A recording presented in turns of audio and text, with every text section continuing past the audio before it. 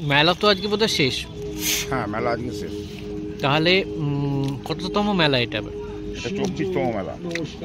কতগুলো স্টল হয়েছে আজকে? 70টা মোট স্টল হয়েছে বুক এবং কমার্শিয়াল নিয়ে। আর অনুষ্ঠান সূচি এই মঞ্চে যেগুলো হয়েছে? মঞ্চে অনুষ্ঠান সূচি হয়েছে, আমাদের উদ্বোধন করেছেন চন্দন সেন এবং আমাদের বিভিন্ন অতিথি যারা এসছেন তাদের মধ্যে নন্দিনী মুখার্জি এসছিলেন, আমাদের এসছিলেন ডক্টর শঙ্করনাথ রায়, ডক্টর সুদীপ্ত শাসমল, এনারা এসছিলেন বিভিন্ন আলোচনা সভায়। এই সমস্ত আলোচনা সভাগুলো অনুষ্ঠিত হয়েছে। এছাড়া প্রতিদিন সাংস্কৃতিক অনুষ্ঠান হচ্ছে। আমাদের এলাকার যে সমস্ত শিল্পীরা আছে এবং বিভিন্ন নাচের দল আছে, গানের দল আছে, তাদের নিয়ে আমাদের একটা সমন্বয় কমিটি আছে, তাদেরকে দিয়ে অনুষ্ঠান হয়েছে। এছাড়া বাইরের বিভিন্ন জায়গার শিল্পী এসছেন, যেমন শ্রীরামপুর থেকে এসছেন, আপনার বেলুর থেকে এসছে, কলকাতা থেকে এসছে, ভালো ভালো টিম এসে এরকম বিভিন্ন রকম পারফরমেন্স করেছে। আচ্ছা, বিশেষ কোনো নামজাদা শিল্পী কি কেউ এসছেন? না, এবছর আমাদের কোনো বিশেষ নামজাদা শিল্পী আমরা কাউকে আনিনি, কারণ আগামী বছর হচ্ছে আমাদের রজত জয়ন্তী বর্ষ।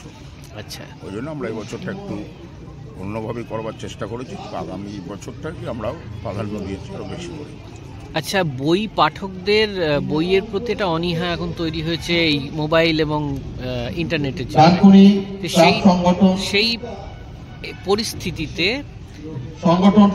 হুগলি জেলার বই পাঠকদের কি বার্তা দেবেন আপনি? পাঠকদের বার্তা দেওয়ার ক্ষেত্রে আমার যা অভিজ্ঞতা এবং আমি এই 24 বছর ধরে মেলার সাথে যুক্ত, সেই জায়গায় দাঁড়িয়ে আমার যেটা মনে হচ্ছে আছে, মোবাইল আমাদের ক্ষতি করছে, বিশেষ করে বাচ্চাদের ক্ষেত্রে। সত্য আমি বলবো যে বইয়ের কোনো বিকল্প নেই, বইয়ের কোনো বিকল্প হতে পারে না। নতুন বইয়ের যে গন্ধ, সেই গন্ধ এখনো আমরা সেটাকে আরোহণ করি। এই কারণেই আমাদের কাছে ওইটা একটা সেই ছোটবেলা থেকে নেশার মতন হয়ে গেছে। আমি ব্যক্তিগতভাবে মনে করি, আমি একজন প্রাক্তন গ্রন্থাগারিক হিসেবে, যে প্রত্যেক বাবা মার উচিত যে তার বাচ্চার হাতে বইটা তুলে দেয়া। কারণ আজকের বাচ্চা রবীন্দ্রনাথকে চেনেন হয়তো তার দাড়িটা আছে বলে, ক্ষুদিরামকে চেনেন না, মাস্টারদাকে চেনেন না, নেতাজি সুভাষ বোসকে হয়তো চেনে না।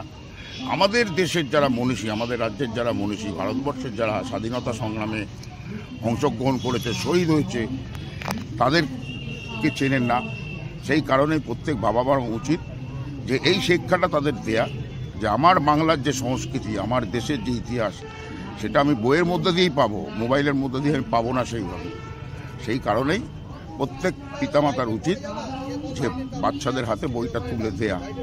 এবং আমি আশা করছি যে আমাদের বইমেলার যে বিগত 24 বছর, এই 24 বছর ধরে যে সাফল্য, তাতে আপনার বইয়ের বিক্রিটা খুব ভালো।